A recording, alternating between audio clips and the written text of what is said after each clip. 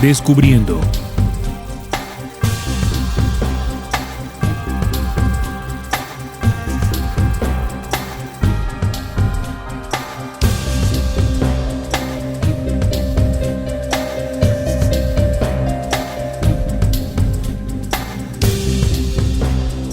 Hola, muy buenas, estimados oyentes, bienvenidos a Descubriendo con la certeza en la búsqueda de la verdad. Este es un programa investigativo que está dirigido a todas aquellas personas que buscan incesantemente la luz de la verdad.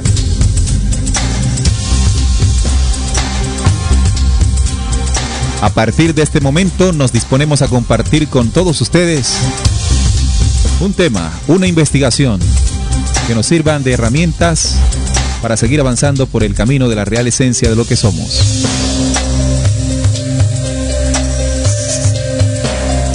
Descubriendo se transmite todos los sábados a partir de las 4 de la tarde, hora de Colombia. Y se retransmite en diferido los martes a partir de las 11 de la mañana.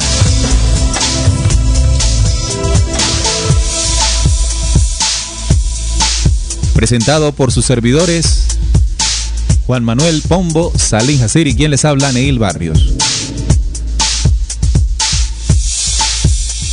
Estamos en línea gracias a la señal de Radio Cultural Planeta Conciencia y su página web www.rcpc.co.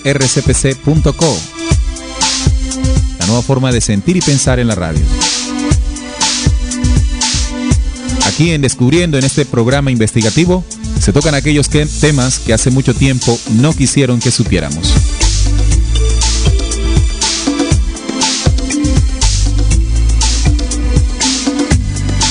Decirles que la investigación que se comparte con ustedes de ninguna manera pretende convertirse ante sus oídos como una verdad absoluta. Invitamos a que compruebe, que investigue, que analice el material escuchado, que lo complemente con su propia inteligencia. Hoy estaremos hablando aquí en Descubriendo. El tema para compartir con ustedes: las bombas nucleares en la historia de la humanidad. Las bombas nucleares. Sean todos ustedes bienvenidos. El chat está abierto para ustedes. Hola, buenas, ¿cómo estás, Salín? Hombre, Neil, muy bien, aquí pues muy atento a este tema que vamos a desarrollar hoy, porque es de mucha importancia pues en este momento que estamos viviendo como humanidad. Y invitar a los oyentes, como ya tú lo has dicho, que compartan con nosotros, también saludarlos y saludar a nuestro compañero de mesa también. Bienvenido, Juan Manuel. Neil, muchas gracias, un saludo a todos nuestros queridos oyentes que están ahí a pie de cañón, y pues ya nosotros aquí dispuestos en la mesa de trabajo para arrancar con este tema muy interesante como lo acostumbra el programa de Descubriendo. Vamos a hablar entonces, el tema que hemos investigado para ustedes hoy es las bombas nucleares en la historia de nuestra humanidad.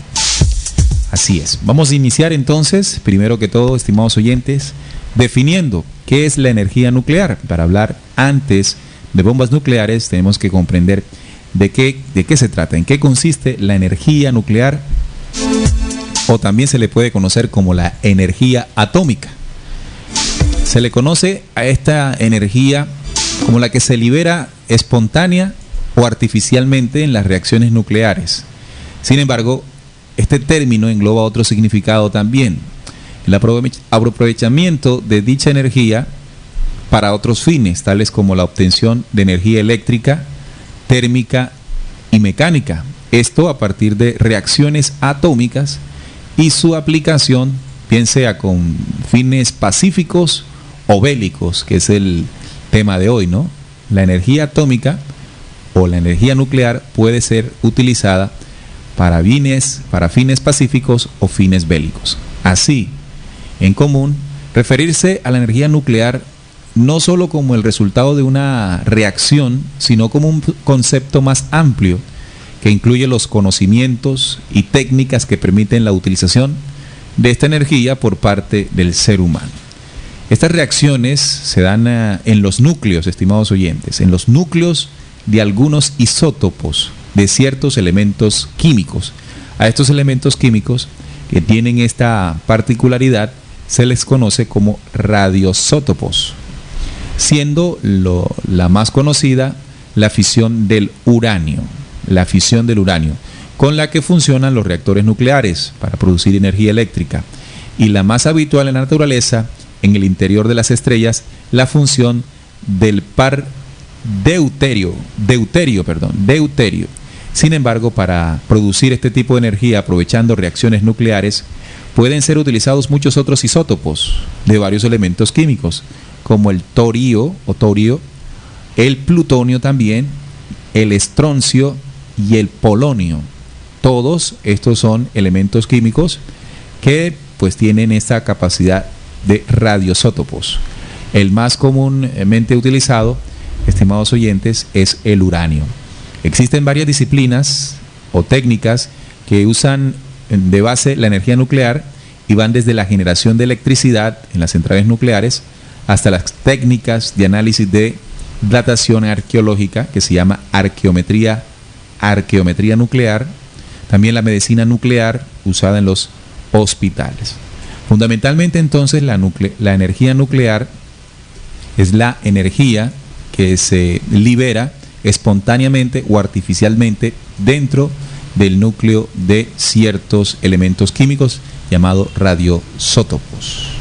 Sí, así es como bien lo defines, Neil. Esta energía que comenzó a utilizarse pues para ciertas áreas ya a finales de los años 30, comienzo de los 40, y que pues abarca varios temas, ¿no? Como el tema de la electricidad, la medicina y el tema de las armas nucleares también.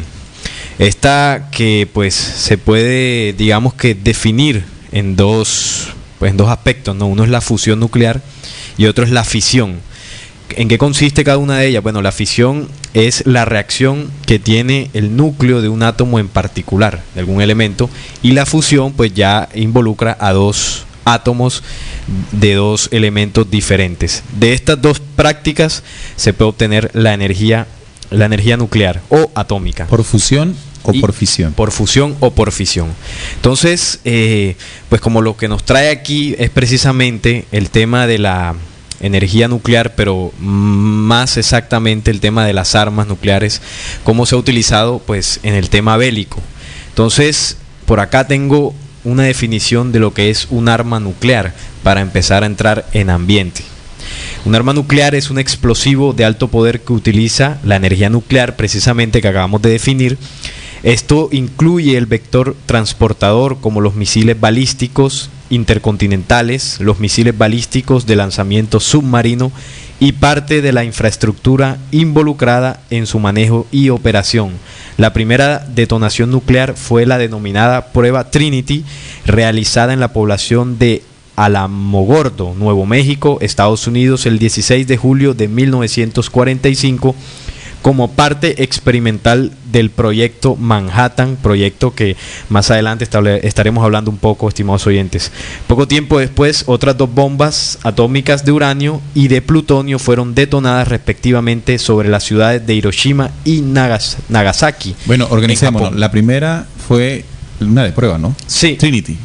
Sí, se llamó Prueba Trinity. Esto en Nuevo México, Estados Unidos. Nuevo México, Estados Unidos. En el desierto de Nuevo México. ¿De qué material o de qué elemento químico fue esta? Bueno, la primera experimental, que fue previa al proyecto Manhattan, no especifica la definición, pero teniendo en cuenta de que las bombas atómicas lanzadas a Hiroshima y Nagasaki fueron de uranio y de plutonio, uno supone que las pruebas tuvieron que ser del mismo componente. Las dos siguientes fueron estas, precisamente las que se lanzaron en Japón. En Japón. Entonces, vemos cómo, bueno, ya la primera en 1945, tiempo antes de las de Japón, y esto precedió a lo que fue Proyecto Manhattan, esto en plena guerra, ¿no? También algunos actores o autores señalan que las bombas nucleares no habrían sido la principal razón de la rendición japonesa y que los Estados Unidos habría tenido otros propósitos, como mostrar a la Unión Soviética la nueva arma con la que contaban para el periodo de posguerra que se iniciaba. Entonces aquí vemos, compañeros y queridos oyentes, cómo ya desde el año 1945 se detona lo que dice aquí la definición, la primera bomba de prueba en el desierto de Nuevo México en 1945. La liberación de energía que genera una bomba atómica se mide por kilotones, ¿no? La potencia de una bomba atómica se mide por kilotones. ¿De cuántos kilotones fue esa primera o esas dos primeras bombas que se lanzaron en Japón, Juan Manuel? Bueno, esas dos primeras bombas, según registros oficiales, alcanzan los 13 kilotones, causando una desintegración pues del territorio de unos 11 kilómetros, en donde todo quedaba en llamas y todos los edificios del sector fueron destruidos. Y de igual manera, el 86% de la población quedó tocada por esa energía radioactiva. Hay un concepto, ¿no?, que tenemos muy arraigados desde que se generaron los explosivos o los proyectiles. Es decir, nosotros todos tenemos la creencia de que cuando se dispara un proyectil o una bomba, cuando ella cae, ese efecto de la caída genera una explosión, ¿verdad? En el caso de las bombas atómicas, no.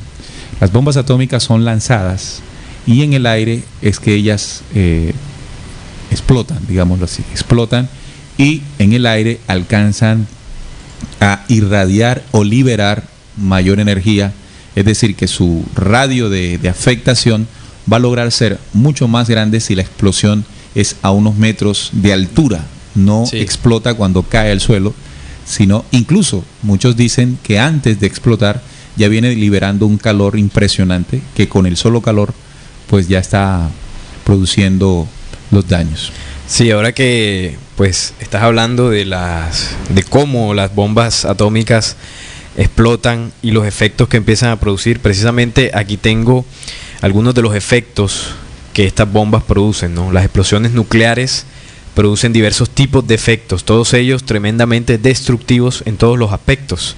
Se distinguen en dos categorías: efectos inmediatos o primarios y efectos retardados o secundarios. Esto es importante. Entre los inmediatos estaría la onda expansiva, que tú ahora mismo, Neil, nos estabas comentando, el pulso de calor, la radiación ionizante y el pulso electromagnético. En el grupo de los retardados estarían los efectos sobre el clima, el medio ambiente, así como el daño generalizado a infraestructuras básicas para el sustento del ser humano. A pesar de la espectacularidad de los primeros daños, son los daños secundarios los que ocasionarían el grueso de las muertes tras un ataque nuclear. O sea, interesante esto porque podría pensarse que los efectos más dañinos de una bomba nuclear podrían presentarse en el momento que estalla. Y evidentemente pues la onda expansiva de estas bombas arrasa a su paso pues todo lo que hay allí. Pero lo más grave de esto no es el momento en el que detona, sino tiempo después, ¿no? Los efectos de la radiación y lo que genera en el medio ambiente, lo que genera la mayor cantidad de daños y de muertes en los seres humanos. Y además de eso, uno de los otros efectos que hay de estas bombas nucleares es el invierno nuclear, que se asemejaría a una glaciación repentina de consecuencia catastrófica para los seres vivos. La fotosíntesis no se produciría y casi toda la totalidad de la vegetación moriría en pocos días, siguiendo pues los animales herbívoros. De esta forma, en las semanas siguientes no habría más alimentos para la mayoría de los seres vivos. Sería algo similar al proceso de extinción de los dinosaurios. Claro, entonces debemos tener muy en cuenta que los dos efectos inmediatos de la bomba atómica, de una bomba nuclear, el primero, la liberación de energía en el momento de la explosión es desastrosa, ¿no? Horrible, claro. Y el segundo, que es posterior y que puede durar mucho tiempo, es la radiación que se genera después de la detonación. Entonces lo hace un armamento sumamente peligroso, sumamente potencialmente dañino, destructivo. Claro. Sí, también el tema de las enfermedades que puede llegar a producir. Entonces, aquí tengo un dato muy interesante, ¿no? Porque estamos hablando de los efectos. Entonces, podría pensarse, ¿no?, que las bombas atómicas lanzadas en Hiroshima y Nagasaki, que hoy en día aún se siguen sintiendo los efectos, según pues las mismas noticias y datos que se desprenden de allá. Tenemos un dato por aquí, Neil y oyentes, que han habido pruebas desde que se lanzó la primera bomba nuclear, la Trinity, en Nuevo México. Hasta la fecha se han realizado alrededor de 2.000 pruebas nucleares en, pues prácticamente, bueno, según la nota aquí, en Europa, repartidas, ¿no? En Europa, en Asia y en Norteamérica. Son los lugares donde se han detonado bombas nucleares. Interesante nucleares. Esto, ¿no? Oficialmente se cree, nosotros, los seres humanos, oficialmente asumimos que simplemente se han detonado 2 bombas, las que se lanzaron en el marco de una guerra, sí, ¿no? Claro. En este caso, a finales de la Segunda Guerra Mundial, las que lanzó Estados Unidos contra Japón. Además de la bomba Trinity que nos hablaba nuestro compañero Salim. Pero no solamente son esas. De ahí en adelante, todas las potencias comenzaron a desarrollar su programa nuclear y comenzaron a detonar bombas atómicas en el océano y en lugares específicos donde hacían sus pruebas. De allá hasta acá, estimados oyentes, año 2014, ya van más de 2.000 detonaciones nucleares en el planeta Tierra. ¿Quién iba a creer esto? ¿Quién iba a imaginar que fuesen tantas detonaciones nucleares? Más exactamente, Neil, 2.083 explosiones nucleares a lo largo de la historia, en donde 1.054 de ellas fueron pues detonadas por los Estados Unidos.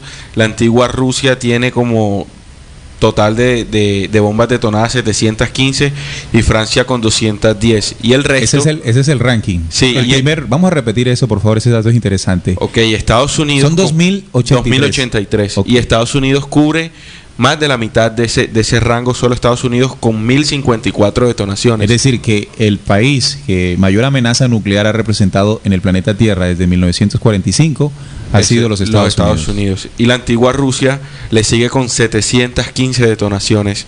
Posteriormente, Francia también tiene 210 detonaciones de bombas nucleares. El tercero es para Francia. El tercero es para Francia y ya los otros pues quedan repartidos entre el Reino Unido, China, India, Pakistán y Corea del Norte. Sí, interesante ese dato porque... Vea, y hay una lucha casada entre los Estados Unidos y el famoso programa nuclear iraní. Iraní, sí, correcto. Hay una persecución... Qué ironía la de Estados Unidos. Sí, ahora más adelante precisamente entregaremos datos de los países que actualmente tienen programas nucleares. Hay unos oficiales, otros que... Se disfrazan. Hay algunos que no dicen ni refutan pues la idea de tener programas nucleares, no lo niegan, tampoco lo aceptan. Y hay unos programas fantasmas como el famoso programa nuclear de Irak con Saddam Hussein, claro, que nunca existió. Nunca existió. Exactamente. Fue la excusa precisamente para invadir allí esa zona. Entonces, bueno, vamos a... Pero me gustaría que también habláramos un poco de los científicos que hicieron posible el desarrollo de la energía atómica o de la energía nuclear, que más adelante, y esa es otra de las cosas que quisiéramos descubrir hoy en Descubriendo, valga la redundancia, el programa investigativo de RCPC. ¿Qué fue primero? Obviamente el desarrollo de la ciencia para encontrar el mecanismo de liberar energía a través de los átomos, ¿no? Para después llevarnos eso a la construcción de una bomba nuclear. Primero fue como tal la energía, ya lo acabas de mencionar, la energía se empezó a desarrollar. Entonces, en ese momento, en el marco de la Segunda Guerra Mundial, el 2 de agosto de 1939, más exactamente, Albert Einstein dirigió una carta a Franklin Delano Roosevelt, presidente de los Estados Unidos, reclamando su atención sobre las investigaciones realizadas por los científicos Enrico Fermi y Leo Szilard, ellos científicos rusos, alemanes, mediante las cuales el uranio podría convertirse en una nueva e importante fuente de energía. En dicha carta además explicó la posibilidad de fabricar bombas sumamente potentes. Recordemos que en el marco de la Segunda Guerra Mundial no solamente pues el enfrentamiento que había en diversos países, sino que había una carrera armamentística desde el punto de vista de la tecnología, ¿no? Entre Alemania nazi de Hitler y los Estados Unidos. Había muchos científicos involucrados en medio de la guerra, generando nuevas armas más destructivas. Y en ese momento empezó a trabajarse por parte de Enrico Fermi y Leo Szilard, un nombre pues en alemán bastante complicado. Ellos empezaron a trabajar con la energía, en este caso con el uranio más específicamente. Albert Einstein, siendo científico, se entera de esta situación y él envió una carta a Roosevelt diciéndole: Recientes trabajos realizados por Enrico Fermi y Sleazar, cuya versión manuscrita ha llegado a mi conocimiento, me hacen suponer que el elemento uranio puede convertirse en una nueva e importante fuente de energía en un futuro inmediato. Se han abierto la posibilidad de realizar una reacción nuclear en cadena en una amplia masa de uranio mediante la cual se generaría una gran cantidad de energía. Este nuevo fenómeno podría conducir a la fabricación de bombas y aunque con menos certeza es probable que con este procedimiento se pueda construir bombas de nuevo tipo y extremadamente potentes. Esto fue lo que Einstein envió a Roosevelt en la carta. Empezó a expresarle de que ya existía la energía nuclear, pues en este caso el uranio, y que por medio de ella se podrían construir potentes armas. Le presentó la idea que estaba trabajando la Alemania nazi a Roosevelt, y en ese momento, en 1939, los Estados Unidos empiezan con el proyecto Manhattan. Ahí aparece otro científico. Exactamente. El señor Robert Oppenheimer. Él, junto con otros científicos, empezaron a desarrollar el proyecto Manhattan, que consistía en la investigación precisamente de lo que es la energía nuclear. Carta firmada por Albert Einstein en principio, porque él da la idea, ¿no? Y Oppenheimer con otros científicos empiezan a hacer las pruebas y a desarrollarla para posteriormente pues convertirse ya en lo que es una bomba atómica como tal. Bueno, aquí podríamos asumir, de acuerdo a lo que la historia nos está marcando, que el descubrimiento de manejar fuertes o grandes cantidades de energía a través de la fusión o fisión nuclear es algo que desarrollaron apenas los científicos en la década de los 30 y los 40. Pero podríamos entonces viajar en el tiempo, estimados oyentes, a ver si en el pasado de la humanidad, en esa historia, antes de la Segunda Guerra Mundial, la humanidad habría estado cerca o habría manejado también la energía nuclear. Vamos a buscar entonces en el tiempo, vamos a buscar rastros donde nos puedan mostrar de que efectivamente los seres humanos en la antigüedad hicieron uso de la energía nuclear y por ende también de bombas nucleares. Esto no se contempla en el mundo científico, ¿verdad?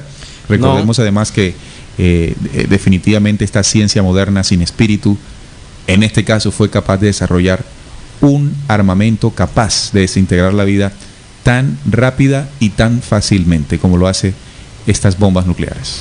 Claro, interesante eso, porque fíjate quiénes pues la desarrollaron, ¿no? Empezaron con la idea de los científicos y se tiene como Albert Einstein el hombre pues más inteligente de la humanidad. Entonces, en este caso pues no lo fue tanto. Es más, se han hecho estudios del cerebro de Albert Einstein después de muerto para ver qué particularidad tenía, qué condición especial tenía para poder determinar su gran capacidad intelectiva. Sin embargo, en la medida en que conocemos el desarrollo de esta energía atómica, en el caso de la energía, ¿no? Si hablamos de la bomba atómica, ni siquiera hay que hacer un esfuerzo para darse cuenta de lo dañina y lo maligna que es, sino que también la energía, la producción energética de energía eléctrica partiendo de la energía o fusión nuclear resulta ser una energía muy, muy peligrosa, muy contaminante para el planeta Tierra. Si no, miremos los casos de Chernobyl, los casos de Fukushima, sí, donde han habido liberación de radiación en estas plantas nucleares. Estamos bajo un esquema de desarrollo que utiliza la generación de energía con la energía nuclear. Sí, podríamos decir que la humanidad como tal no está preparada para manejar estas energías tan complejas, y eso ha demostrado los hechos. Es como si le diéramos a un niño una escopeta para jugar, claro. Algo así. Eso está sucediendo con nosotros y la energía nuclear. No es el tiempo para nosotros en estos momentos ocuparnos de producir energía de esta manera, sabiendo que hay otras formas. Los científicos saben que hay otras formas más limpias, más seguras de producción de energía. Claro. Así es, Neil. ¿Como cuáles? Bueno, recordemos la energía solar, la energía eólica, el principio toroidal, que los científicos ya también conocen, motores que funcionan a través del principio toroidal, que es ese sistema que el universo ha utilizado para generar su propia energía. Bueno, no generar tampoco, transformar esa energía que es inagotable en el universo. Claro, sí, hay muchas formas. Entonces, tú hablabas de buscar vestigios en la antigüedad sobre posibles guerras nucleares, detonaciones nucleares. Antes de 1945. Sí, muchísimo antes. Porque pues en los datos oficiales se tiene que la primera bomba nuclear detonada fue en 1945. De ahí para adelante es que empezó todo el proceso del desarrollo del armamento nuclear. Entonces, por acá tengo un informe muy antiguo. Bueno, los datos que da son muy antiguos y se basan en un libro hindú llamado el Mahabharata. Este es un libro sagrado de la India que usted, estimado oyente, puede encontrar fácilmente en el internet. Y dice: Guerra nuclear en la antigüedad. Así se titula este informe. Dice el Mahabharata, un libro antiguo que relata que existió en la antigüedad una gran guerra nuclear, describiendo en detalles dónde fue y cómo se llevó a cabo. Investigaciones actuales están confirmando esta información, donde pueden verse las consecuencias de explosiones nucleares hace más de 12.000 años en el desierto de Tar, Harappa y Mohenjo, esto en India y Pakistán. Tal vez ya hubo un gran holocausto en el pasado, que eran los vimanas, los antiguos artefactos. Literalmente las armas nucleares ya se describían en los antiguos textos religiosos de la India, antiguos objetos voladores capaces de devastar segmentos enteros del mapa y que tenían la capacidad de moverse a velocidades que desafiaban la gravedad y la física moderna, generando sus propios campos electromagnéticos. Aquí he traído entonces unos relatos, unos apartes del libro del Mahabharata, donde se relata las guerras, y dice así una parte: era un solo proyectil cargado con toda la fuerza del universo. Así se le llamaba una de estas armas, un proyectil que contenía la fuerza del universo, una columna incandescente de humo y llamas brillante como 10.000 soles. Se elevó en todo su esplendor, era un arma desconocida, un relámpago de hierro, un gigantesco mensajero de muerte, que redujo a cenizas a toda la raza de los Vrishnis y los Andakas. Los cadáveres quedaron tan quemados que no se podían reconocer, se les cayeron el pelo y las uñas, los cachorros se rompieron sin motivo y los pájaros se volvieron blancos. Esto es una descripción que hace el libro del Mahabharata sobre un arma llamada proyectil que contiene la fuerza del universo. Esta zona donde se presentaron estas detonaciones según el Mahabharata, hoy, ¿qué zona es? Bueno, por aquí tengo el nombre específicamente. Son Pakistán y la India, en los desiertos de Tar, Harappa y Mohenjo. Ahora la pregunta es si estos territorios son desérticos exactamente por la detonación de bombas nucleares, ¿verdad? Sí, porque hay científicos que han ido a hacer estudios allá, y uno de los vestigios que pueden dar pues algún indicio de que pudo haber radiación en ese lugar es que en el suelo se encuentran cristales. El terreno está cristalizado, y eso, según los científicos, es una prueba de que hace muchísimo tiempo hubo radiación muy fuerte. Los isótopos radioactivos, claro, que son los que sirven para darnos cuenta. Y también un libro que nos relata un poco sobre estas guerras de las galaxias, como tengo aquí el título, es el libro del Tizian, libro de la India, que dice que los atlantes utilizaban rayos láser y cristales para aprovisionarlo de combustible sus centrales eléctricas. Había una enorme piedra de fuego con energía generada filtrando los rayos del sol a través de prismas de rubí, que concentraban energía a través de instrumentos conectados en el complejo del transporte por control remoto, dentro de un enorme domo con una chimenea rebolsada. Las estaciones de energía cósmica transmitían rayos que podían volverse tan altos que se convirtieron en los famosos rayos de la muerte. Bueno, vamos a escuchar un audio, estimado oyente, de Descubriendo a esta hora. Estamos tocando el tema de las bombas nucleares en la historia de la humanidad. En este caso tenemos un audio sobre el Mahabharata para escuchar del mismo audio esos vestigios de que en la antigüedad también ya se utilizaban estas energías. Los libros dicen que en ese momento el imperio hindú de Rama se encontraba en guerra con la madre de su civilización, un pueblo al que llaman los Asbyns o gemelos. una figura que siempre representó a la Atlántida. La guerra se dio porque los atlantes cambiaron su mentalidad original, intuitiva, lunar, controlada por el lado derecho del cerebro, de imágenes, sentimientos, emociones y unidad, por una controlada por el lado izquierdo del cerebro, solar, racional, tecnológica e individual. Esto provocó el enfrentamiento con los místicos e intuitivos hindúes.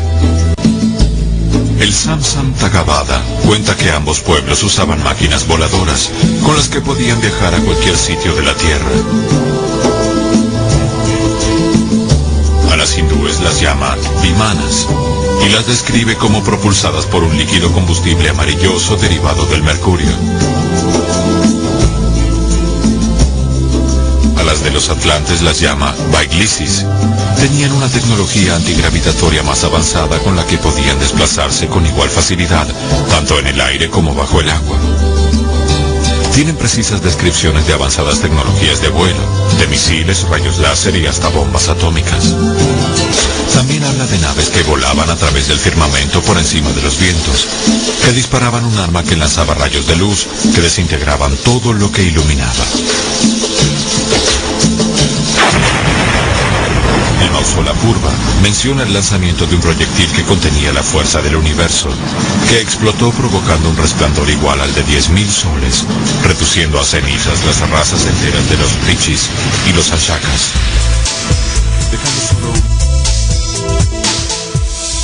Ahí escuchaban, estimados oyentes, el audio que nos mostraba o que relataba exactamente cómo los vimanas, esto en la India, pero también en la Atlántida. En la Atlántida existían unos vehículos voladores que estaban armados con bombas que podían ser lanzadas y dejar hecha trizas o cenizas cualquier civilización. Aquí entonces podemos nosotros relacionar inmediatamente a través de estos relatos muy antiguos que el desarrollo de la tecnología nuclear no es terrestre, no es algo que los humanos hayamos descubierto, sino más bien fue una tecnología alienígena, para ser un poco más exactos, y que con el tiempo fue heredada a los humanos. Es decir, que en el tiempo moderno, en 1939, como lo relataba ahorita nuestro compañero Salim, se llegó otra vez a tener el conocimiento y el acceso a este tipo de tecnología que desarrollaron más adelante los Estados Unidos y todas las grandes potencias. Vamos a saludar a los oyentes para continuar ahora con el tema de la Atlántida, porque hay también registros que dicen que hubo un enfrentamiento nuclear entre la antigua Atlántida y otro territorio llamado la Lemuria.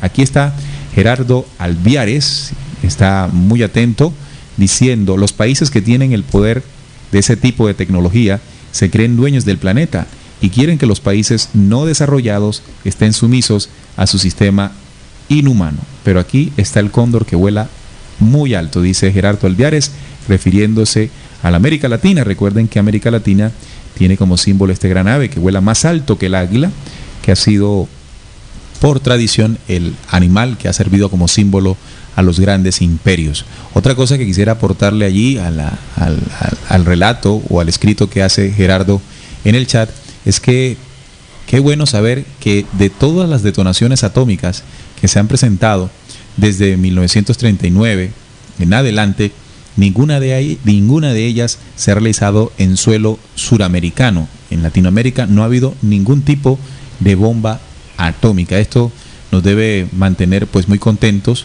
muy felices, porque no tenemos ese famoso desarrollo destructivo, sino más bien un amor muy claro y definido hacia lo que es la vida.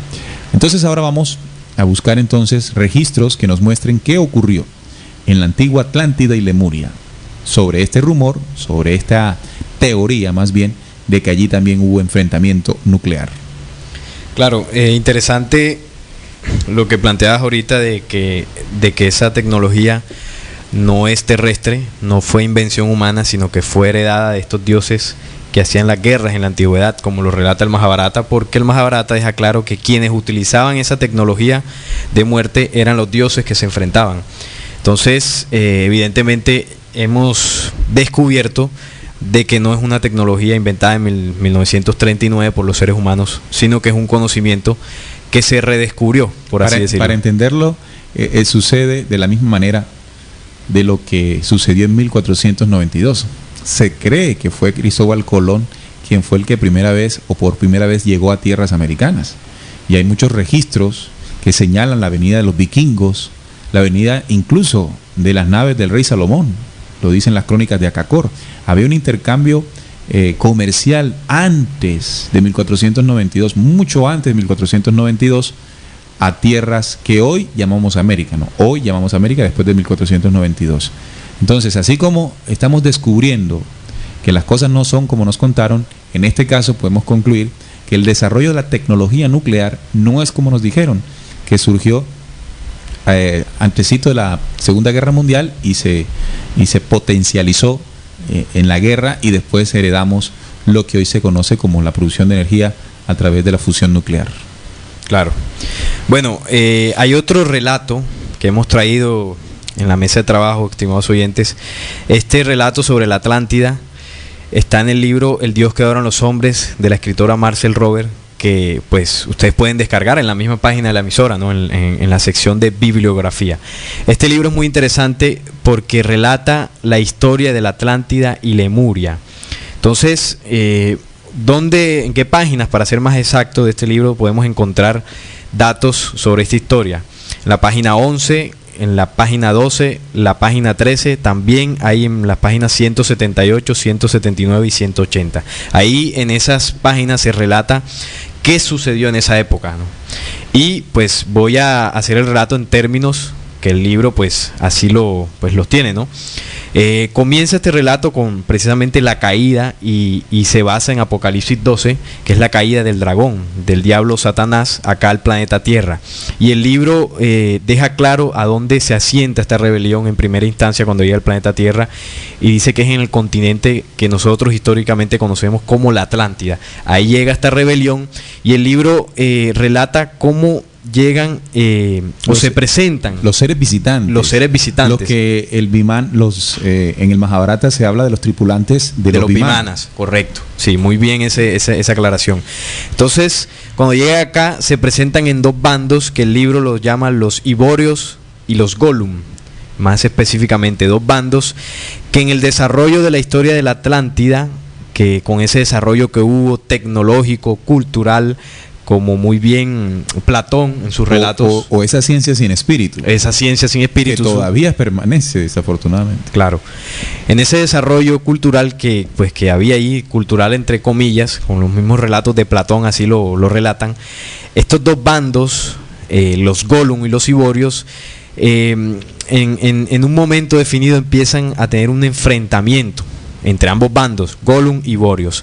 Resulta que en ese enfrentamiento que relata el libro, estos dioses, entre comillas, el armamento que utilizan en ese enfrentamiento, el libro relata que es armamento nuclear. Tanto así que este enfrentamiento dio pie para que el planeta Tierra en ese momento cambiara el eje terráqueo. Empezó a moverse los continentes, a moverse el eje por la fuerza de las detonaciones nucleares. Bueno, esos dos grupos, Iborios y Gollum, es lo que está ocurriendo hoy.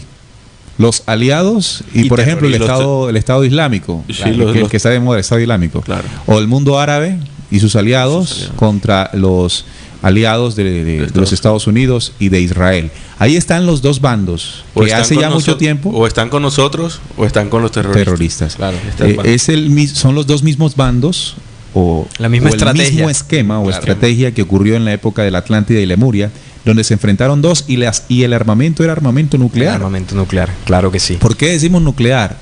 Bueno, por los daños. Por los efectos. Por los efectos que produjo las detonaciones. Fíjate, el libro lo dice, el eje de la Tierra se llegó a mover por las explosiones nucleares, y gran parte del planeta Tierra quedó radioactivo, muriendo pues a su paso animales, seres humanos, muchas enfermedades, y bueno, y todo el efecto que esto causó.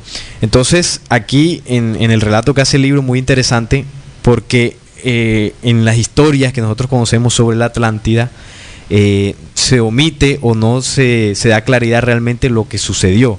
Entonces, obviamente, se conoce lo que es el diluvio universal, que bueno, fue un poco posterior a esto, ¿no? Porque los efectos que generó toda esa destrucción dio pie a que hubiese un ajuste en el planeta Tierra por parte, pues, de las leyes eternas, ¿no? De la luz, que el mismo libro aquí lo relata.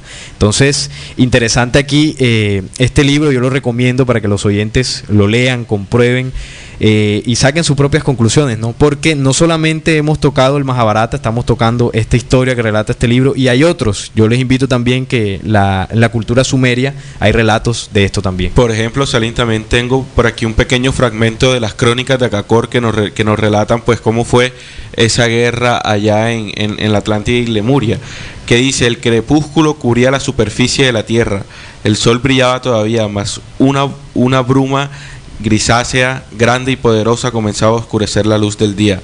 Signos extraños se mostraban en el cielo. Un sol rojo y un sendero negro se cruzaban entre sí.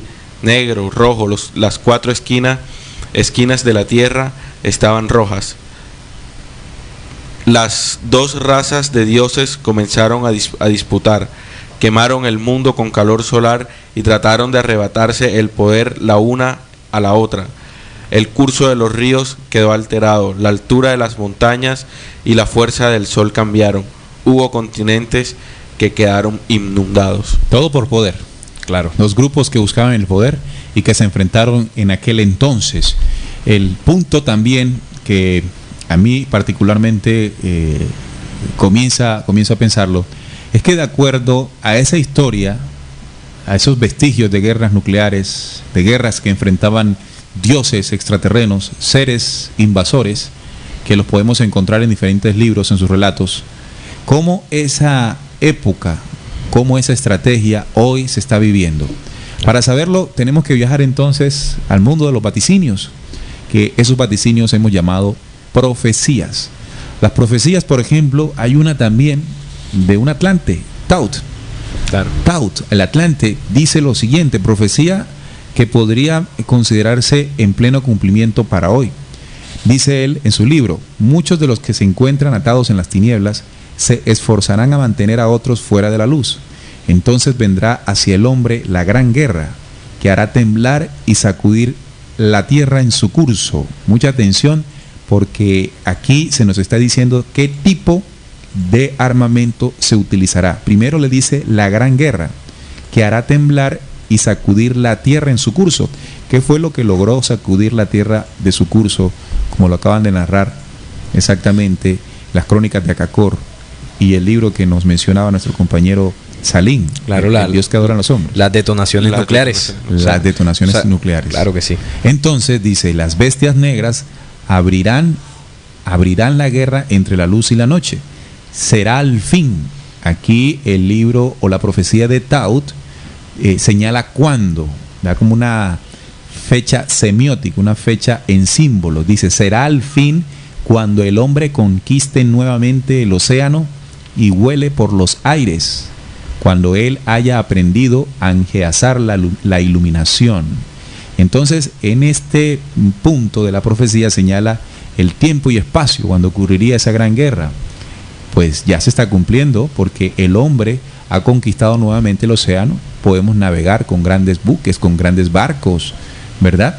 Y vuele por los aires. Ya hemos desarrollado aviones, helicópteros, transbordadores, en fin. Cuando él haya aprendido a enjezar la iluminación, hemos ya llegado a manejar lo que es la iluminación artificial a través de la bombilla y todo lo que hemos desarrollado después de ella. Sigue diciendo la profecía de Taut: grande será la batalla entre las dos fuerzas. Nuevamente se ven aquí señaladas o determinadas dos grandes fuerzas. Aquí le dice cómo son: entre las tinieblas y la luz. Las armas de las fuerzas negras barrerán a los hombres y la mitad de ellos se habrá ido de la vida. Es decir, las consecuencias, los efectos de esta gran guerra que avecina o que profetiza el profeta o este personaje llamado Taut, el Atlante, Taut, T-A-H-U-T, T-A-H-U-T, Taut, es impresionante. Esto también me hace recordar otro vaticinio que nos puede ubicar en un tiempo, espacio determinado. Este se llama Apocalipsis, ya es un poco más conocido por todos cuando se habla de los 4 jinetes. Los 4 jinetes. Ustedes pueden recordar estos jinetes, estimados oyentes, que se relatan ahí en el Apocalipsis, y que cada uno de ellos representa un símbolo que invita, como lo hacen todas las profecías, porque ellas están escritas en símbolo, a ser interpretados inteligentemente, con sabiduría, como justamente uno de los versículos de Apocalipsis así invita. Aquí hay sabiduría, el que tiene entendimiento cuente, ¿no? O sea, ahí nos invita a que los códigos proféticos llamados símbolos se deben interpretar con inteligencia y con sabiduría. Esto no está hablando de ningún tipo de creencia ni fanatismo, todo por el contrario, es un análisis intelectivo donde se debe tener conocimiento, documento, comparativo, y de allí sacar nuestras propias conclusiones. Claro, sí, esa profecía que está citando está en el Apocalipsis capítulo 6, versículo 8. Voy entonces a relatarla. Dice: miré y aquí un caballo amarillo, y el que lo montaba tenía por nombre Muerte, y el Hades le seguía, y le fue dada potestad sobre la 4ª parte de la tierra para matar con espada, con hambre, con mortandad y con las fieras de la tierra. Esta profecía que habla sobre un caballo amarillo, entonces me hace recordar el color cuando escuchamos en el audio que tú ponías ahora, Neil, sobre el Mahabharata, cómo relata el libro de que la energía o el combustible que utilizaban los dioses para abastecer sus vimanas y para abastecer el tema del armamento nuclear era de color amarillo. Entonces vemos cómo desde esa época este mismo color está relacionado al tema del armamento nuclear y de la energía nuclear.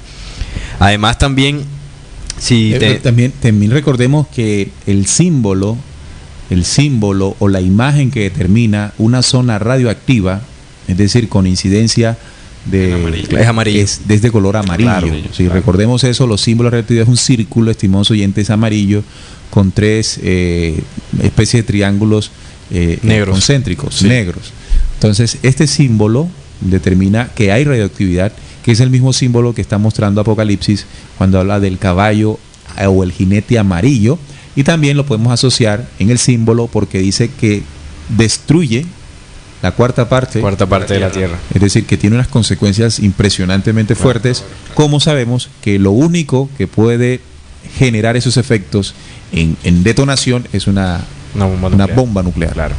Y llevando esto, ajustándolo a la actualidad, he traído unos titulares de prensa que nos muestran cómo se encuentra el mundo en el tema del armamento nuclear. Hay un titular de prensa que dice: ¿está el Estado Islámico a un paso de hacerse con armas nucleares? Este grupo armado que pues desde hace un tiempo para acá está tomando bastante fuerza, tanto así que ya las potencias se han unido para combatir. Hay otro titular que dice: la inteligencia alemana sospecha que Turquía desarrolla su propio arsenal nuclear. Dice también: Obama rompe su promesa sobre un mundo sin armas nucleares. Ucrania podría construir una bomba nuclear en 10 años. Rusia moderniza por completo su arsenal nuclear estratégico para los próximos años. Aquí estamos viendo, compañeros y oyentes, cómo se encuentra el mundo en el tema del armamento nuclear. Quiere decir que lo que pensábamos después del final de la Guerra Fría, recuerden que la Guerra Fría comienza después de que se termina la guerra nuclear. La Guerra Fría, esa tensión que hubo entre las 2 grandes potencias de la época, la extinta Unión Soviética contra los Estados Unidos. Recuerden esa crisis de los misiles del año 1966 en Cuba, donde Rusia había desplazado unos misiles con cabezas balísticas nucleares hacia Cuba. Y en aquella época el presidente de los Estados Unidos, el señor Kennedy, tuvo que desarrollar todo pues un manejo diplomático para aliviar la tensión que ese mismo tiempo el mundo vivió. Las 2 grandes potencias dirigiéndose sus misiles. Allí con un solo clic se hubiese desintegrado. Sí. ¿Y por qué digo desintegrar? Recuerden que el dato que nos dio nuestro compañero Juan Manuel de la potencia de las primeras bombas atómicas fue de 15 15 o 13, 15 de 13 kilotones. Ahora, ¿cuánta es la potencia, estimados oyentes, creen ustedes que tiene una bomba nuclear actual? Bueno, y para ser más específicos en eso de kilotones y megalotones, megatón, que también se llama, megatones, quiero especificar, la medida en masa de un kilotón quiere decir 1000 toneladas y la de un megatón quiere decir 1.000.000 de toneladas de presión atmosférica con la Tierra.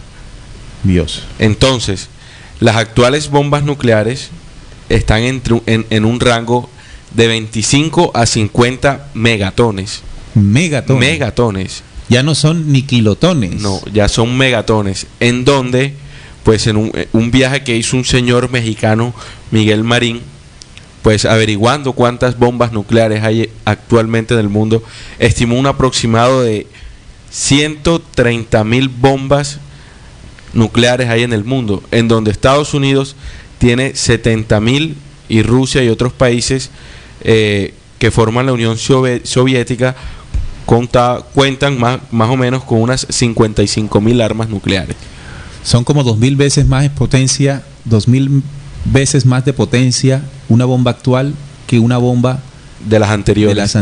Me decías tú ese dato. Exactamente. Imaginemos el daño que causó esa bomba de Hiroshima, en donde fue un 90% de la población alrededor que quedó en llamas, un 86% de la población de todo el país que quedó tocada, en donde hoy en día también se sufren esas consecuencias.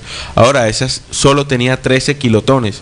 Ahora estas bombas actuales, donde se desaten, que están entre unas 25 y 50 megatones, imagínense el daño que puede ser. Dios. Solamente una. Imaginemos que está ahí en varias. Son 100 y pico mil de bombas que se estiman. 130.000 bombas nucleares que se estiman que. Bueno, hay suficiente bomba para destruir este y otros planetas. Claro. Por eso sí. Apocalipsis dice que se llevará la cuarta parte de la Tierra.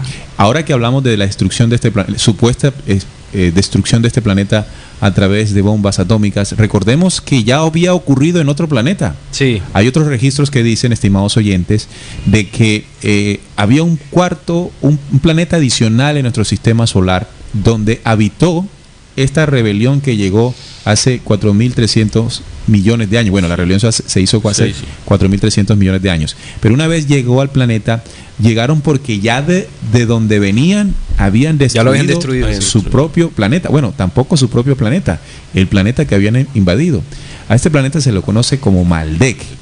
Y es, según algunos científicos o algunos investigadores, los restos que ustedes podrían allí buscar en su buscador para que lo vean mejor, el cinturón de asteroides que existe entre Marte y Júpiter. Allí era la ubicación de un planeta llamado Maldek.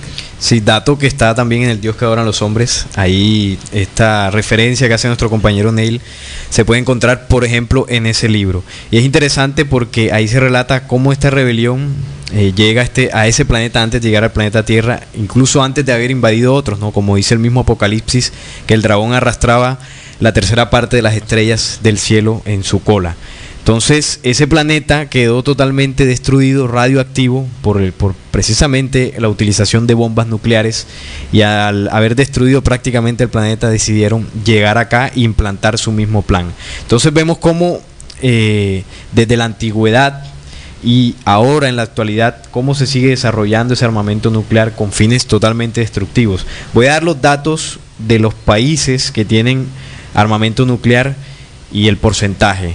Tenemos en primer lugar a Rusia con 16.000 ojivas nucleares, un total de 16.000 ojivas nucleares.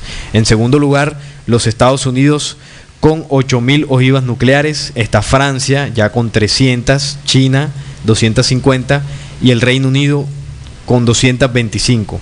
Pero también está Pakistán, que tiene un promedio de 100 ojivas nucleares, la India 80, Corea del Norte 10, y en último lugar se encuentra Israel, pero con la particularidad de que es un armamento nuclear sin declarar. O sea, no están los registros oficiales, pero se estima de que Israel puede tener entre 60 y 200 ojivas nucleares.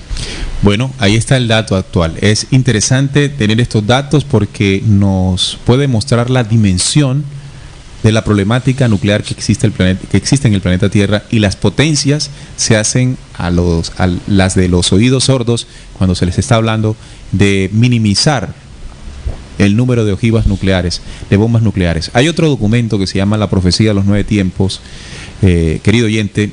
Es una profecía entregada en 1973. Es una profecía que va marcando 9 tiempos que comenzaron a correr desde 1946 y que culminarían ya en un tiempo determinado por las señales cumplidas que esta profecía nos da. En una de sus apartes dice: los justos siguen orando, se obtienen solo por la fe, o se sostienen solo por la fe y la esperanza. Son los días del terror, caerán muchos justos e inocentes, pero no se doblegarán ante las amenazas de la fuerza de control. Otros desfallecerán y se doblegarán. Ha llegado la guerra con su mortífera química atómica, o sea, su mortífera carga. Se ensayarán nuevos métodos. Estos podrían ser los bacteriológicos que las potencias están desarrollando, que resultan ser destructivos y que asolarán la tierra con sus frutos, y ésta gemirá de dolor. También dice que los hombres caerán como tamo que arrebata el viento, arrasados por el fuego, y gemirán, y el consuelo será la muerte. Caerá del cielo la gran tribulación revestida de enfermedad. Esta es la contaminación, la radiación, escoriando y llenando de llagas los cuerpos, muriendo sin remedio. Los asesinos tuvieron éxito, el hedor y podredumbre asfixia y contamina el aire, y la terrible plaga se paseará por las nubes y los vientos, sembrando su veneno en los animales y campos también. Esto lo dice la profecía de los tiempos, de los 9 tiempos. Pero también es interesante comprender que esta guerra a la que el mundo está siendo llevado por las grandes potencias y por la ambición de poder y control mundial no es otra cosa que una estratagema más para sumergir a la humanidad en una posible pacificación y en una solución de los problemas que ella traerá a nivel económico, a nivel de todos los ámbitos, ¿no?, para establecer su nuevo orden mundial. La guerra nuclear que se presente no es una guerra que con ella los señores que controlan las potencias pretendan desterrar o aniquilar la humanidad por completo.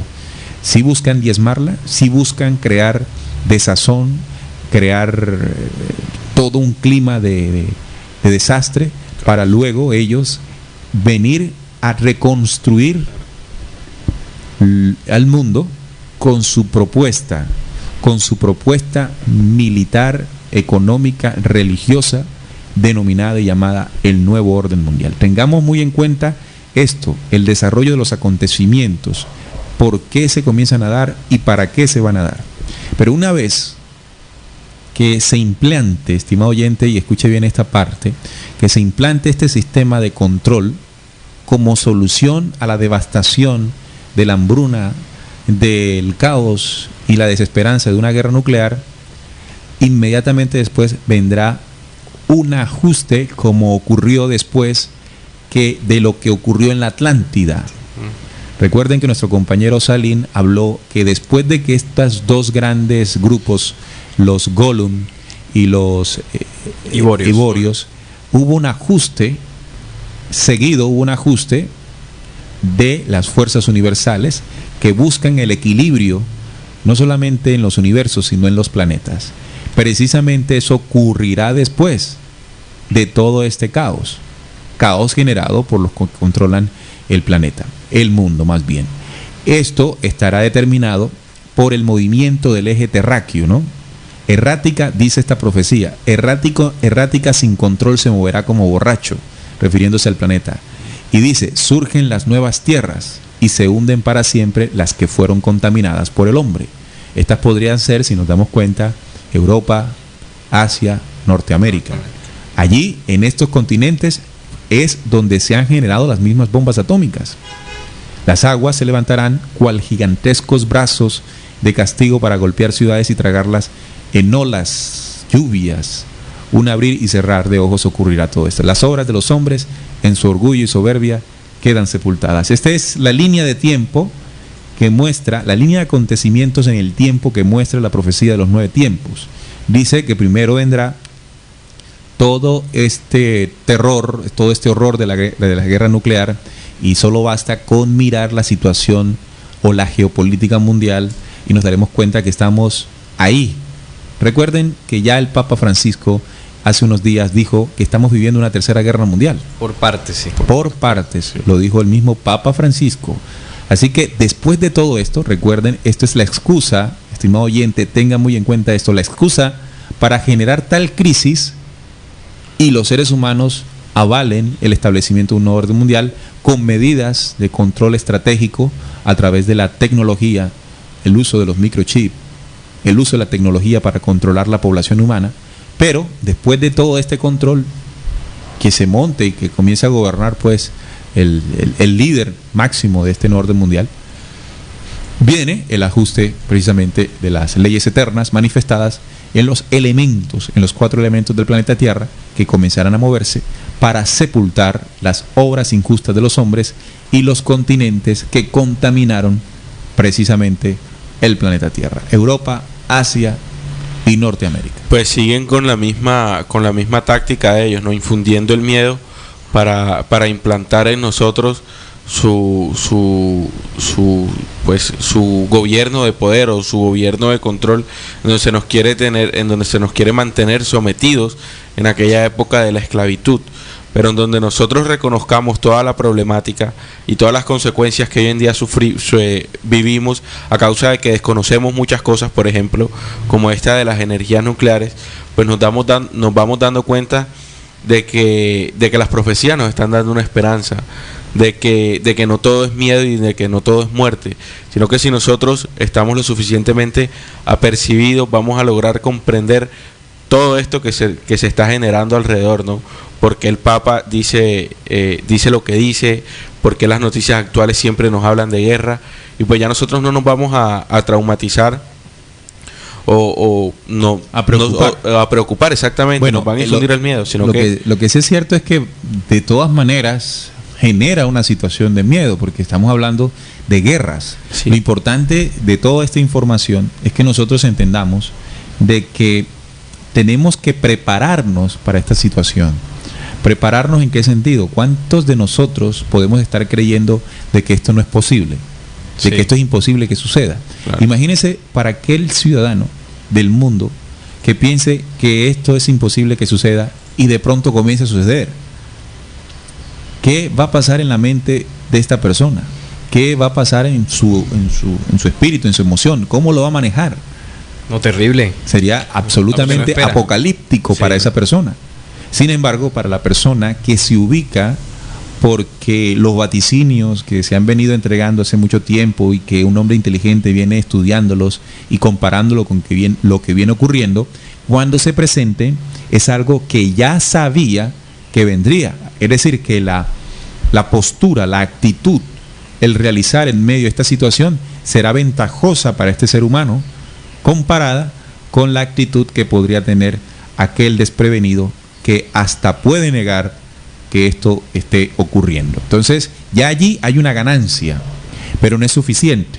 No es suficiente con saberlo. Yo diría que el saberlo simplemente nos coloca en una postura o posición de ser capaces de buscar solución. No, diría yo, para un mundo lleno de potencias como están, sino solución para un núcleo de personas que podríamos llamar remanente.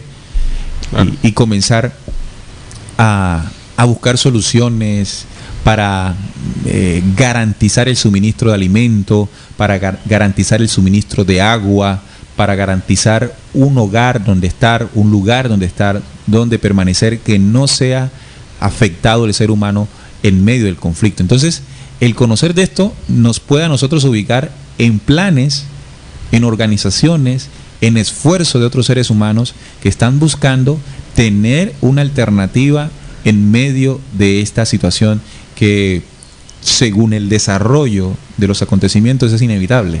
Sí, señor. Entonces, una vez que podamos sumarnos inteligentemente a esfuerzos colectivos en América Latina o en cualquier lugar, como por ejemplo algún tipo de cultivos, algún tipo de ¿cómo le podemos llamar a esto? Granjas sostenibles, autosostenibles, donde podamos nosotros aprender un poquito más del campo, de la producción de alimentos, del intercambio de productos, porque sabemos que en este momento o en ese momento el dinero como tal no tendría el valor que creemos que tiene hoy. Es decir, todas estas situaciones hoy como ejercicios nos pueden ir ayudando para afrontar ese momento que estamos relatando del mundo entero, ¿no? Que atravesaría el mundo entero. Sí, claro. Esta es una situación bastante compleja y alguien podría, pues, evidentemente sentir miedo, incluso desesperanza ante el panorama, pues, que estamos viviendo incluso ya en la actualidad con lo que se está dando. Pero resulta que ante todo esto surge siempre una esperanza. Porque tú das un dato muy interesante ahorita, Neil, y es que en el único continente donde no se han detonado estas explosiones nucleares es América Latina. Y eso tiene una gran ventaja. ¿Por qué? Porque esta guerra que estas grandes potencias quieren realizar para, pues, implantar este nuevo orden mundial, precisamente son potencias que están ubicadas en Europa, en Norteamérica, y la guerra será entre ellos. Lo cual quiere decir que si América Latina es un continente que no tiene energías nucleares, es un continente que posiblemente será el menos afectado con el tema de las bombas nucleares. O sea que sería un territorio propicio. A menos que las mismas divisiones ideológicas nos involucren. Claro, ahí está el punto. En el caso del bloque sur, de acá, de cuando se le habla de los países progresistas, Venezuela, Bolivia, Nicaragua, que se asocian al terrorismo, disimuladamente, claro, pero se asocian. Y por el otro lado, Colombia, Perú, Chile, que se asocian también a los aliados. Claro. Si no, recordemos, por ejemplo, cómo el presidente Juan Manuel Santos se ofreció, ¿no?, cooperación estratégica a la OTAN. No puede pertenecer a la OTAN porque no hacemos parte del Atlántico Norte, sino que estamos en el sur. Entonces, pero a pesar de que no hacemos parte del Atlántico Norte, somos cooperadores estratégicos de esta unión de ejércitos del Atlántico Norte. Entonces, allí es donde de alguna manera podemos ser tocados también. Claro.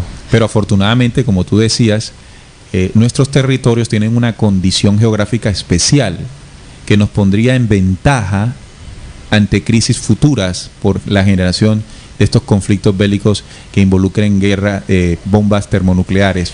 Y en este caso el agua, América Latina tiene grandes nacimientos de agua, ríos abundantes, montañas. La tierra es muy fértil. Sí, es muy fértil. Entonces nos coloca en una ventaja geográfica en el marco de una posible guerra nuclear. Todo esto después, él decía ahorita, en el transcurso de acontecimientos que señala la profecía de los 9 tiempos, vendrá el ajuste de los elementos naturales, de la ley de vida del planeta. Dice que nuevas tierras se inundan, pero esta vez de flores nuevas, es decir, de los hombres que pasan por encima de todas estas vicisitudes. Crisis, claro. Las aves ensayan sus cantos, elevan la majestad del nuevo día. Aparecen los sobrevivientes, vienen de los remanentes de esos lugares que ellos mismos prepararon, donde ellos mismos hicieron su nido para permanecer. Y se inicia la gran marcha a poblar las nuevas y fecundas tierras. El humilde y el justo heredan la tierra. Los hijos crecerán en la verdad, los llantos cesarán. Surgen los líderes del espíritu renovado y puro. Oíd y escuchad, se ha iniciado la nueva era terrestre. Así, después de todo esto que va a suceder, llega un momento donde heredará la tierra y el futuro el justo. ¿El justo qué es? ¿O quién es? Aquel que se ha venido preparando mental y espiritualmente para enfrentar estos cambios geopolíticos que demuestra el mundo entero en este momento. Se ha preparado internamente, mejorando, cambiando, muriendo a ciertos apegos que no le van a servir de nada en futuras crisis, ¿verdad? Claro. No. Entonces todo ese trabajo interno lo hace justo, lo hace que se prepare, que sea remanente del mismo, y que después de que venga el ajuste del planeta para buscar nuevamente su equilibrio natural, él podrá heredar la tierra. Claro. Sí, hay un fragmento en el Apocalipsis también muy interesante que pues advierte sobre el ajuste de los 4 elementos. Y esto está en el capítulo 7 del versículo 1 al 3. Dice: después de esto vi a 4 ángeles en pie sobre los 4 ángulos de la tierra, que detenían los 4 vientos de la tierra para que no soplase viento alguno sobre la tierra, ni sobre el mar, ni sobre ningún árbol. Vi también a otro ángel que subía de donde sale el sol y tenía el sello del Dios vivo, y clamó a gran voz a los 4 ángeles a quienes se les había dado el poder de hacer daño a la tierra y al mar, diciendo: no hagáis daño a la tierra, ni al mar, ni a los árboles, hasta que hayamos sellado en sus frentes a los siervos de nuestro Dios. Este relato es muy interesante porque está hablando precisamente, cuando habla de los 4 ángeles, está hablando de los 4 elementos que están detenidos en este ajuste que tú nos relatabas, porque necesita que transcurra un tiempo. ¿Y un tiempo para qué? Para que estén completos el número de sellados, como dice pues el mismo libro, de los siervos de nuestro Dios. O el número de hombres conscientes. Claro, exacto, para que hagan su transformación interna y que hagan su preparación externa también. Claro, sí, para ponerlo en términos más ajustados pues a la realidad. Entonces es interesante porque ese ajuste de la luz o de los 4 elementos para que el planeta recobre su equilibrio está determinado en la medida en que los hombres empiecen a despertar en conciencia, en que el hombre empiece a recuperar su esencia original y a prepararse para vivir en esta nueva tierra. Entonces podemos entender algo. En medio de este panorama que hemos relatado y que viajamos durante el desarrollo del programa, cómo nace la energía atómica, quiénes la desarrollaron, cuándo se desarrolló, cuáles fueron las bombas, cuántas bombas, desde cuándo, cómo en la antigüedad también. Es decir, saber todo esto podría generar un clima de desesperanza, pero justamente es lo contrario. El hombre que se prepara y que despierta su conciencia conociendo esto y otros tópicos del desarrollo de la humanidad en este momento, está generando una condición de espíritu, él junto con otros, que es leído por el espíritu o por la esencia del planeta Tierra, porque el planeta Tierra se ha comprobado que es un ser vivo, Claro. es vivo, se transforma permanentemente, y digamos que uno de sus elementos, componentes más importantes indiscutiblemente es el ser humano. Cuando este ser vivo siente y se sincronice con el ser vivo principal y primordial del planeta, que es el hombre, entonces el planeta oirá la necesidad de hacer el ajuste o buscar el equilibrio, ¿verdad? Porque hay una profecía en Mateo que dice: mas por causa de los escogidos los días serán acortados. Claro. Es decir, el eje de la Tierra se viene moviendo. Ya científicamente se ha determinado, después de los grandes terremotos que han ocurrido últimamente, el de Chile, el de Japón, ha venido sucediendo una inclinación del eje terráqueo, y esta inclinación, en pequeñas medidas y proporciones, está haciendo más cortos los días. Entonces, ¿por qué este documento vaticina que en el momento en que el hombre comienza a despertar, los días se hacen más cortos? Y eso lo vemos, ¿verdad? O sea, hace poquito empezó el año y mira ya por dónde vamos. Se está palpando en este último tiempo. Claro, entonces el proceso de despertar conciencia, ¿y qué es despertar conciencia? Conocer mi error, conocer lo que está sucediendo alrededor y buscar transformarlo, hasta lograrlo, porque no es buscar, sino lograrlo también. Y en ese momento, la lectura de esas obras, de esas acciones, de esa conciencia es leída por los elementos que son vivos en el planeta, generando la transformación necesaria para el futuro. Así que cuando vemos esta situación, ¿a qué estamos llamados? ¿A salir corriendo? No, estamos llamados a hacer las cosas bien, a generar más espacios que logren que estas verdades lleguen a otras personas, generar espacios donde podamos reflexionar y buscar situaciones conjuntas, porque algo que se nos ha hecho bastante difícil es trabajar juntos. Es decir, esos egos y esos orgullos no nos permiten hacer y realizar obras en conjunto. Entonces, en la medida en que podamos desarrollarnos como individuos, como seres humanos, estamos tocando definitivamente la esencia del planeta como ser vivo, para que él haga los ajustes. Y yo voy a poner un ejemplo muy sencillo para que entendamos cómo el planeta va a ajustar todo esto. Hace unos 2 años, si no estoy mal, allá en Nueva York hubo un gran tornado. Nueva York, la zona de tornados es en el sur de la costa este, es decir, allí en el Golfo de México, en lo que es Miami, en toda esta zona, en la zona de los huracanes, de las tormentas. Hace 2 años hubo una gran tormenta inesperada al norte, en Nueva York, costa este al norte, y en ese momento de esta tormenta se paralizó la bolsa de valores. Dejó de haber energía eléctrica por un tiempo. Quiere decir que la fuerza de los elementos son las que tienen la potencia para desintegrar, y voy a hablar en esos términos, muy parecido a lo que pretende hacer la bomba atómica, pero desintegrar la mala intención que han tenido estos poderes de control. Es lo único que los puede destruir. Entonces, de esa manera es que viene el ajuste. Y esto no lo vamos a colocar, estimado oyente, desde un punto de vista místico ni religioso, no. El planeta está sintiendo el desajuste que el ser humano está provocando, y el planeta, como ser vivo, está buscando encontrar su propio equilibrio, unido a hombres vivos, despiertos en conciencia, que se sincronizan y se ajustan para que este cambio sea cada vez más rápido. Sí, y las personas que no se ajusten a ese llamado que hace el planeta, pues tendrán que padecer también el mismo destino de estos poderes de control, ¿no? Porque el planeta en ese cambio pues no va a decir, bueno, este es un ser humano pero no ha hecho su trabajo, qué pena, yo tengo que transformarme. Claro. Y de esa misma manera nosotros somos los que nos debemos sincronizar con esos seres vivos y con el ser vivo que es el planeta Tierra. Claro, primero internamente. Primero internamente y ya después externamente, en donde mis apegos, el materialismo, el egocentrismo que me mantiene pues pegado a la materia, ya se vaya despojando. Claro. para que ese trabajo pues sea más palpable, y la naturaleza intuye eso. Bueno, y el oyente preguntará, bueno, ¿y cómo hago para hacer ese trabajo? Bueno, hay muchas herramientas que hemos llamado y se le han denominado espirituales.